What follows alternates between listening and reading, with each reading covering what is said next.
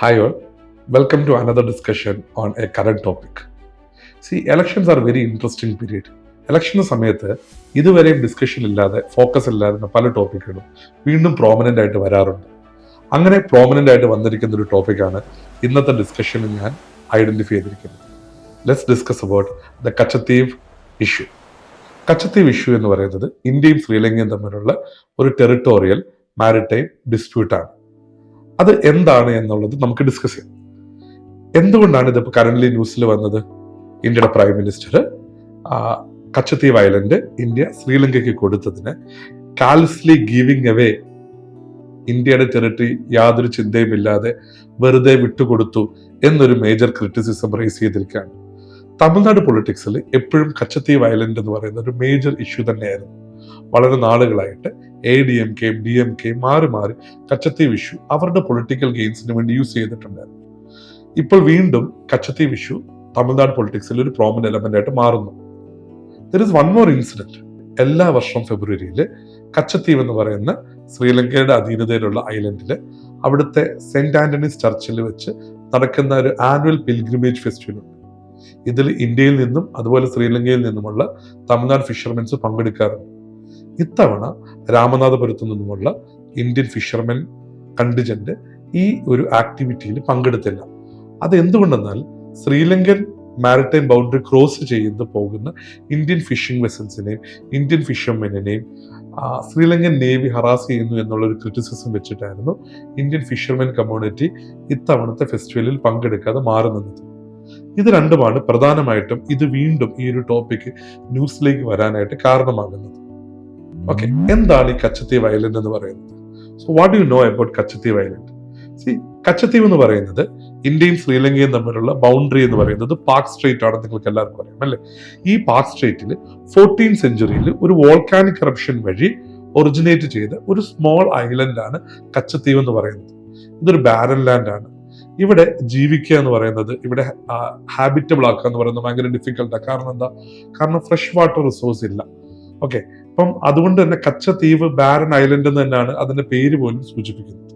Okay, ഇത് ഇന്ത്യയുടെ രാമേശ്വരത്ത് നിന്നും ഏതാണ്ട് 33 കിലോമീറ്ററും ശ്രീലങ്കയിലെ ഡെഫ്റ്റ് ഐലൻഡ്സ് എന്ന് പറയുന്ന ഉള്ളൊരു സ്ഥലത്ത് നിന്നും ഏതാണ്ട് ഒരു 24 കിലോമീറ്റർ മാറിയായിട്ടാണ് ഈ പറയുന്ന കച്ചത്തീവ് ഐലൻഡ് സ്ഥിതി ചെയ്യുന്നത്.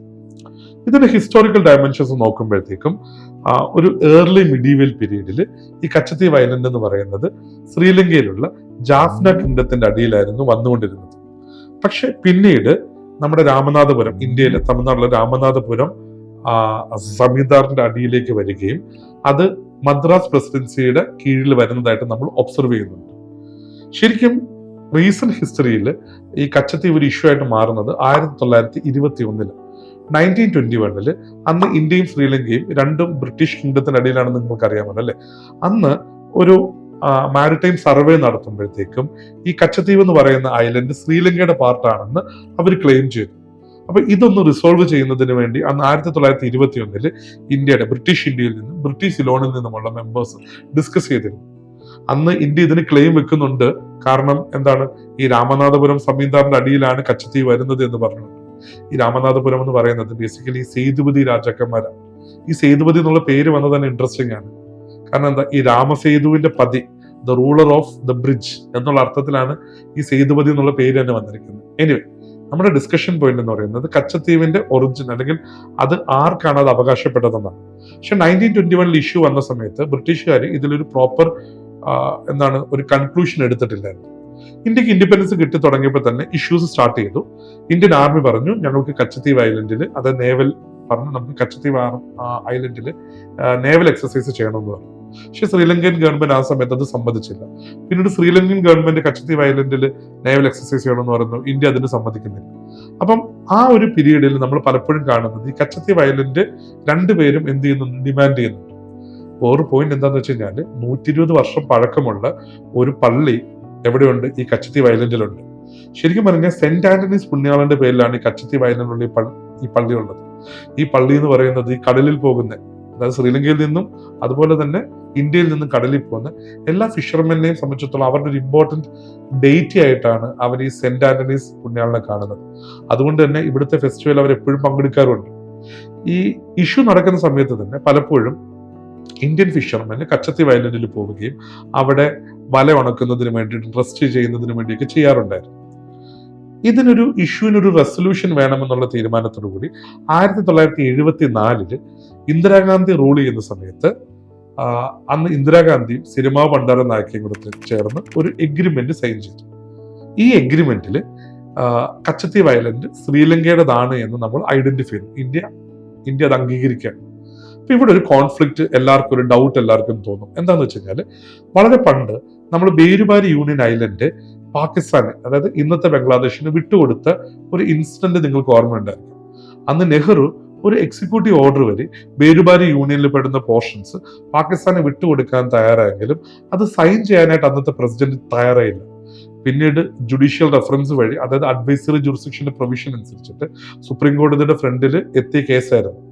അതിൽ സുപ്രീം കോടതി ഒബ്സർവ് ചെയ്ത ഫാക്ട് എന്ന് പറയുന്നത് ഇന്ത്യയുടെ ടെറിട്ടറി വിട്ടുകൊടുക്കുമ്പോഴത്തേക്കും കോൺസ്റ്റിറ്റ്യൂഷണൽ അമെന്റ്മെന്റ് നടത്തിയിട്ട് വേണം അത് വിട്ടുകൊടുക്കാനെന്നാണ്. അപ്പോൾ നമ്മൾ കച്ചത്തീവ് ഐലൻഡ് വിട്ടുകൊടുത്തപ്പോഴത്തേക്കും ഇതുപോലെ കോൺസ്റ്റിറ്റ്യൂഷണൽ അമെന്റ്മെന്റ് നടത്തിയിട്ടുണ്ടായിരുന്നോ? ഇല്ല എന്നുള്ളതാണ് സത്യം. പക്ഷെ അത് വേണ്ടിയിരുന്നോ? That is another aspect to discuss. See, Katchatheevu island ശ്രീലങ്കയ്ക്ക് വിട്ടുകൊടുത്ത സമയത്ത് ഒരു കോൺസ്റ്റിറ്റ്യൂഷണൽ അമെന്റ്മെന്റ് നടത്തിയിട്ടില്ല എന്നുള്ള ക്രിറ്റിസിസം റേസ് ചെയ്യുമ്പോൾ ഗവൺമെന്റിന്റെ ആർഗ്യുമെന്റ് എന്ന് പറയുന്നത്, സി, കച്ചത്തീവ് ഐലൻഡ് ഒരിക്കലും ഇന്ത്യയുടേതായിട്ട് നമ്മൾ ഡിമാർക്കേറ്റ് ചെയ്തിട്ടില്ലായിരുന്നു. അതിനുള്ള ഡിമാൻഡ് രണ്ട് സൈഡിൽ നിന്ന് വെച്ചിട്ടുണ്ടെങ്കിലും അതൊരിക്കലും ഇന്ത്യയുടേതാണെന്ന് ഡിമാർക്ക് ചെയ്തിട്ടില്ല. ആ സ്ഥിതിക്ക് 1974 എഗ്രിമെന്റ് എന്ന് പറയുന്നത് മാരിടൈം ബൗണ്ടറി, ഈ പാക് സ്ട്രേറ്റിലുള്ള മാരിടൈം ബൗണ്ടറി ഫിക്സ് ചെയ്യുക മാത്രമാണ് ചെയ്തത്. ആ സ്ഥിതിക്ക് ഇന്ത്യയുടെ ടെറിട്ടറി നമ്മൾ സീഡ് ചെയ്തിട്ടില്ല. ഒറ്റൊരു എഗ്രിമെന്റിൽ പോലും ഇന്ത്യൻ ടെറിട്ടറി സീഡ് ചെയ്തതായിട്ട് നമുക്ക് ഒബ്സർവ് ചെയ്യാൻ പറ്റത്തില്ല. അതുകൊണ്ട് തന്നെ കോൺസ്റ്റിറ്റ്യൂഷണൽ അമെന്റ്മെന്റ് ഇല്ലാതെ ഒരു എക്സിക്യൂട്ടീവ് ഓർഡർ വഴി മാരിടൈം ബൗണ്ടറി ഫിക്സ് ചെയ്യാമെന്നുള്ളത് ജുഡീഷ്യറിയും ഒബ്സർവ് ചെയ്തിട്ടുള്ള കാര്യമാണ്. അങ്ങനെ 1974 ഇന്ത്യയും ശ്രീലങ്കയും തമ്മിലുള്ള എഗ്രിമെന്റ് അനുസരിച്ചിട്ട് ഇന്ത്യയുടെയും ശ്രീലങ്കയുടെയും മാരിടൈം ബൗണ്ടറി ഫിക്സ് ചെയ്യുന്നു. ആ ബൗണ്ടറി കറസ്പോണ്ടിങ് ആയിട്ട് കച്ചത്തീവ് ശ്രീലങ്കൻ സൈഡിലാണെന്നുള്ളത് ഇന്ത്യ ഐഡന്റിഫൈ ചെയ്യുന്നു. പക്ഷെ അപ്പോഴും ഇന്ത്യൻ ഫിഷർമെന്റിന് കച്ചത്തീവ് ഐലൻഡിൽ പോകുന്നതിനും ഇന്ത്യൻ പിൽഗ്രിംസിന് ഇവിടുത്തെ പള്ളിയിൽ പോകുന്നതിനുമൊക്കെ റെസ്ട്രിക്ഷൻസ് ഇല്ലായിരുന്നു കേട്ടോ. പക്ഷെ 1976 ഇന്ത്യയുടെയും ശ്രീലങ്കയുടെയും ഫോറിൻ സെക്രട്ടറീസ് ചേർന്നിട്ട് ഈ മാരിടൈം ഫിഷിംഗ് ബൗണ്ടറിയുമായിട്ട് ബന്ധപ്പെട്ടിട്ട് ഒരു കോൺഫ്ലിക്ട് വരുമ്പോൾ അത് റിസോൾവ് ചെയ്യുന്നതിന് വേണ്ടിയിട്ട് ഒരു എഗ്രിമെന്റ് സൈൻ ചെയ്യുന്നുണ്ട്. ഈ എഗ്രിമെന്റ് വന്നപ്പോഴത്തേക്കും ഇതില് കച്ചത്തീവ് ഐലൻഡ് ഇന്ത്യക്കാർക്ക് കൊടുക്കുന്ന, അല്ലെങ്കിൽ ഇന്ത്യൻ ഫിഷർമാൻ ആക്സസ് ഉള്ളതായിട്ടൊന്നും പറഞ്ഞിട്ടുമില്ല. കച്ചത്തീവ് എന്ന് പറയുന്നത് ശ്രീലങ്കയുടെ ബൗണ്ടറിക്കുള്ളിൽ വരുന്നതാണ്. ആ ബൗണ്ടറിക്കുള്ളിൽ വരുന്ന എല്ലാ റീജിയനിലും ശ്രീലങ്കൻ ഫിഷർമെൻസിനും ശ്രീലങ്കയ്ക്കുമാണ് ഫിഷിംഗ് റൈറ്റ്സ് ഉള്ളതെന്നും ഐഡന്റിഫൈ ചെയ്തു. അപ്പോൾ 1974 നമ്മൾ ശ്രീലങ്കയ്ക്ക് വിട്ടുകൊടുത്തെങ്കിലും ഇന്ത്യൻ ഫിഷർമെന്റിന് കച്ചത്തീവ് ഐലൻഡിൽ പ്രവേശിക്കുന്നതിന് റെസ്ട്രിക്ഷൻസ് ഇല്ലായിരുന്നു.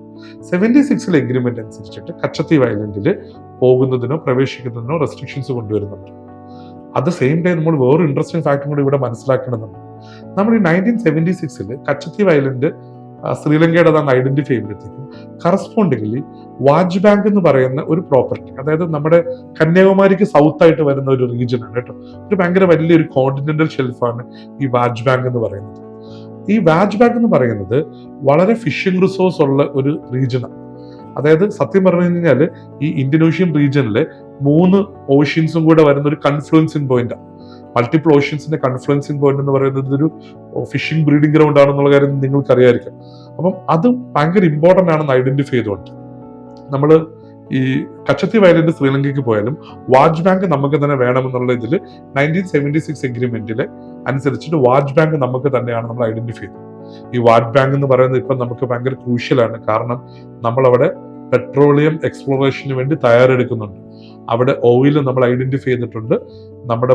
നമ്മുടെ എക്സ്പ്ലോറേഷൻ പ്രോഗ്രാമിന്റെ പാർട്ടായിട്ട് വാജ് ബാങ്കിൽ പെട്രോളിയം എക്സ്പ്ലോറേഷൻ നടത്താൻ നമ്മൾ തയ്യാറെടുക്കുന്നുണ്ട്. അപ്പം ഇപ്പോൾ എന്താണ് ഇഷ്യൂ? അപ്പം നമ്മൾ 1976 ഈ ഇഷ്യൂ നടക്കുന്നു. അതോടുകൂടി it was very evident Katchatheevu island ശ്രീലങ്കയ്ക്ക് അവകാശപ്പെട്ടതാണ്, ഇപ്പുറത്തുള്ള വാജ് ബാങ്ക് എന്ന് പറയുന്നത് ഇന്ത്യക്ക് അവകാശപ്പെട്ടത്. പക്ഷെ ഞാൻ നേരത്തെ പറഞ്ഞതുപോലെ തമിഴ്നാട് പൊളിറ്റിക്സിൽ കച്ചത്തീവ് എപ്പോഴും ഒരു ഇഷ്യൂ ആയിരുന്നു.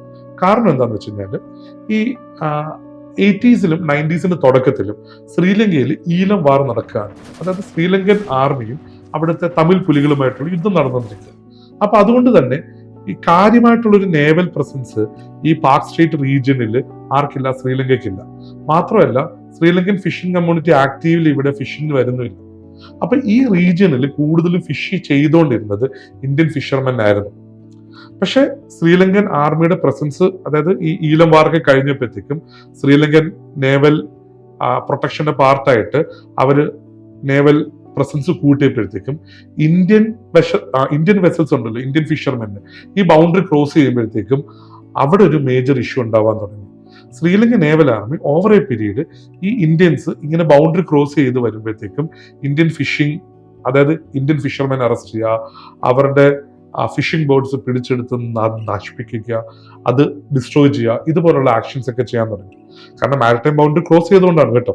പക്ഷെ ഇന്ത്യക്കാർ പറയുന്നത് ഞങ്ങൾ ട്രഡീഷണലി ഇവിടെ ഫിഷ് ചെയ്തുകൊണ്ടിരുന്നതാണ്. പക്ഷെ ശ്രീലങ്ക, അതായത് ഇന്ത്യൻ ഫിഷർമെൻ അല്ലെങ്കിൽ തമിഴ് ഫിഷർമെൻ പറയുന്നത് ഞങ്ങൾ ഇവിടെ ട്രഡീഷണലി ഫിഷ് ചെയ്തുകൊണ്ടിരുന്നതാണ്. ശ്രീലങ്കൻസ് പറയുന്നത് എന്താണ്, ഇത് ശ്രീലങ്കൻ മാരിടൈം ബൗണ്ടറിക്കുള്ളിൽ വന്നതാണ്, ഇവിടെ ഫിഷിംഗ് റൈറ്റ്സ് ശ്രീലങ്കൻ ഫിഷർമെൻസിന് മാത്രമുള്ളതാണെന്നാണ്. അപ്പം ഓവർ എ പീരീഡ് ഈ തമിഴ് ഫിഷർമെൻ ശ്രീലങ്കൻ നേവിയുടെ കയ്യിൽ നിന്ന് നേരിടുന്ന ഈ അട്രോസിറ്റീസ് കാരണം തമിഴ്നാട്ടിൽ ഈ കച്ചത്തീവ് എപ്പോഴും ഒരു ഇഷ്യൂ ആയിട്ട് നടക്കുന്നുണ്ടായിരുന്നു. ADMK DMK മാറി മാറി കച്ചത്തീവ് നമുക്ക് തിരിച്ചു പിടിക്കണം, കച്ചത്തീവ് ഇന്ത്യയുടേതാണ്, അവിടെ തമിഴ് ഫിഷർമെന്നിന് ഫിഷിംഗ് റൈറ്റ്സ് വേണം എന്നൊക്കെയുള്ള ആർഗ്യുമെന്റ്സും ഉണ്ടാവുന്നുണ്ട്. ആക്ച്വലി തമിഴ്നാട്ടില് മുൻ CM ആയിട്ടുണ്ടായിരുന്ന ജയലളിത സുപ്രീം കോടതിയിൽ ഒരു കേസ് ഫയൽ ചെയ്യുന്നുണ്ട്, കച്ചത്തീവ് ഇന്ത്യയുടെ പാർട്ടാണെന്നും അത് തിരിച്ചു നമ്മൾ നേടിയെടുക്കണമെന്നും പറഞ്ഞിട്ട്. ഈ ഇഷ്യൂ കോടതിയിൽ നിലനിൽക്കുമ്പോഴത്തേക്കും ഗവൺമെന്റ് ഓഫ് ഇന്ത്യ ആ സമയത്ത് പറഞ്ഞത് കച്ചത്തീവ് ശ്രീലങ്കയുടെ പാർട്ടാണ്, അത് വളരെ എവിഡന്റ് ആണ്, അത് നമുക്കിനി തിരിച്ചു പിടിക്കാൻ സാധ്യമാകത്തില്ല, ഒരു വാർ പോലെ ഒരു ആക്ഷൻ അല്ലാതെ നമുക്ക് ഇതിനെ തിരിച്ചു പിടിക്കാൻ പറ്റത്തില്ല എന്നുള്ളതായിരുന്നു ഗവൺമെന്റ് ഓഫ് ഇന്ത്യയുടെ ആ സമയത്ത് ആർഗ്യുമെന്റ്. ഇത് കൂടാതെ ഒരു RTA ഫയൽ ചെയ്യുമ്പോഴത്തേക്കും വളരെ കൃത്യമായിട്ട് ഗവൺമെന്റ് അതിൽ പറയുന്നുണ്ട്, നമ്മൾ കച്ചത്തീവ് ഐലൻഡ് എന്ന് പറയുന്നത് അവർക്ക് അങ്ങനെ ടെറിട്ടറി സീഡൊന്നും ചെയ്യില്ല, മാരിടൈം ബൗണ്ടറി ഫിക്സ് ചെയ്തു. അപ്പൊ കച്ചത്തീവ് അവരുടെ സൈഡിലായിരുന്നു ഉണ്ടായിരുന്നത്, അതുകൊണ്ട് ശ്രീലങ്കയ്ക്ക് കച്ചത്തീവ് അവകാശപ്പെടുന്നു. ഇതായിരുന്നു ഗവൺമെന്റിന്റെ ഒഫീഷ്യൽ സ്റ്റാൻഡ്. ഇപ്പോൾ അതിനുശേഷം പലപ്പോഴും ഈ ഫിഷർമെൻ ഇഷ്യൂ നേരിട്ടതായിരുന്നു ഇപ്പോൾ ഇത് വീണ്ടും ന്യൂസിലേക്ക് വരുന്നതിനായിട്ട് കാരണമായിട്ടുള്ളത്. ഇനി പ്രസന്റ് ഇഷ്യൂയിലേക്ക് നമുക്ക് വീണ്ടും ഒന്ന് ഫോക്കസ് ചെയ്ത് കഴിഞ്ഞാൽ ഇന്ത്യയുടെ പ്രൈം മിനിസ്റ്റർ, ഇന്ത്യയുടെ ഫോറിൻ മിനിസ്റ്റർ, അതുപോലെ തന്നെ ഫിനാൻസ് മിനിസ്റ്റർ പോലുള്ള പ്രോമിനന്റ് പൊസിഷനിൽ ഇരിക്കുന്നവർ ഈ കച്ചത്തീവ് ഇഷ്യൂ വളരെ ഒരു മേജർ എലക്ഷൻ ഡിബേറ്റ് ആയിട്ട് മാറ്റുന്നുണ്ട്. പൊളിറ്റിക്കലി നമ്മൾ ചിന്തിക്കുമ്പോഴത്തേക്കും ഇതൊരു എലക്ഷൻ ഡിബേറ്റ് ആവുന്നതും അതിന്റെ പേരിൽ ആൾക്കാർ വോട്ട് ചെയ്യുന്നതും ഒക്കെ ഒരു മേജർ ആസ്പെക്ട് ആണ്. പക്ഷെ എന്റെ ഫോക്കസ് അതിലല്ല. എന്റെ ഫോക്കസ് എന്ന് പറയുന്നത് ഇത് ഇന്ത്യ ശ്രീലങ്ക റിലേഷൻഷിപ്പിൽ എങ്ങനെ ബാധിക്കും, ഇതൊരു നെഗറ്റീവ്ലി ബാധിക്കാനുള്ള സാധ്യതയാണ് കൂടുതലുള്ളത്. ഇന്ത്യയും ശ്രീലങ്കയും തമ്മിലുള്ള ഇഷ്യൂസ് വളരെ നെഗറ്റീവ്ലി അഫക്ട് ചെയ്യാനും ഇന്ത്യയും ശ്രീലങ്കയും തമ്മിൽ ഓൾറെഡി സൈൻ ചെയ്തിട്ടുള്ള പല എഗ്രിമെന്റിന്റെയും വാലിഡിറ്റി ചിലപ്പോൾ ക്വസ്റ്റ്യൻ ചെയ്യാനും ഇത് സാധ്യതയുണ്ട്. അപ്പം ഇന്ത്യയും ശ്രീലങ്കയും തമ്മിലുള്ള റിലേഷൻഷിപ്പിനെ ഇത്തരം റെട്ടറിക്കുകൾ അഫക്ട് ചെയ്യാൻ ഉണ്ട് എന്നുള്ളത് ഗവൺമെന്റിൽ ഉന്നത സ്ഥാനങ്ങളിൽ ഇരിക്കുന്നവർ പ്രത്യേകം ചിന്തിക്കേണ്ടതാണ്. ഇത് കൂടാതെ രണ്ടാമത്തെ ആസ്പെക്ട് എന്ന് വെച്ച് കഴിഞ്ഞാൽ ഈ പർട്ടിക്കുലർ ഈ എക്സ്ചേഞ്ച് ഉണ്ടല്ലോ, 74 എഗ്രിമെന്റിൽ കച്ചത്തീവ് അങ്ങോട്ട് പോകുമ്പോൾ 76 എഗ്രിമെന്റിൽ വാജ് ബാങ്ക് ഇന്ത്യക്ക് കിട്ടുന്നുണ്ടല്ലോ. പക്ഷെ വാജ് ബാങ്ക് എന്ന് പറയുന്ന കച്ചത്തീവിനെക്കാട്ടിയും കുറെ കൂടി സ്ട്രാറ്റജിക്കലി ലൊക്കേറ്റഡ് ആണ് ഒന്ന്. രണ്ടാമത്തെ പോയിന്റ് എന്ന് പറയുന്നത് അത് റിസോഴ്സ് റിച്ച് ആണ്. മൂന്നാമത്തെ പോയിന്റ് അവിടെ ഇപ്പൊ നമ്മൾ ഓയിൽ ഐഡന്റിഫൈ ചെയ്തിട്ടുണ്ട്. ഈ എല്ലാ റീസൺസും കൊണ്ടും കച്ചത്തീവിനെക്കാട്ടിയും കുറച്ചും കൂടി ഇമ്പോർട്ടൻസ് വാജ് ബാങ്കിനാണ്. കച്ചത്തീവിന് വേണ്ടിയുള്ള ഡിമാൻഡ് നമ്മൾ വെച്ച് കഴിഞ്ഞാൽ വാജ് ബാങ്കിന് വേണ്ടി അവർ ഡിമാൻഡ് വെച്ച് കഴിഞ്ഞാൽ അത് ഇന്ത്യക്ക് ഒരു നഷ്ടം തന്നെയായിരിക്കും എന്നുള്ളതാണ് ഫാക്ട്. പിന്നെ ഇഷ്യൂ ജനങ്ങളുടേതാണ്. ടെറിട്ടറിനെക്കാട്ടിയും ഉപരിയായിട്ട് ഇന്ത്യയിലെ ഫിഷർമെന്റേതാണ് ഫണ്ടമെന്റൽ ആയിട്ടുള്ള പ്രോബ്ലം.